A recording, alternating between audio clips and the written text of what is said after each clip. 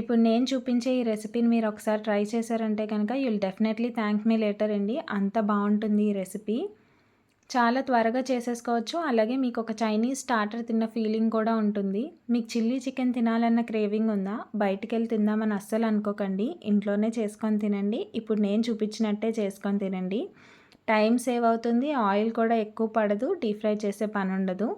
చాలా త్వరగా చేసేసుకోవచ్చు. ప్యాన్లో ఆయిల్ వేసుకొని మీ దగ్గర బోన్లెస్ ఉంటే బోన్లెస్, విత్ బోన్ ఉంటే విత్ బోన్ చికెన్ వేసేసుకొని ఉప్పు పసుపు వేసి హై ఫ్లేమ్లో 5 to 6 మినిట్స్ ఉంచారంటే ఇలా వాటర్ రిలీజ్ అవుతుంది.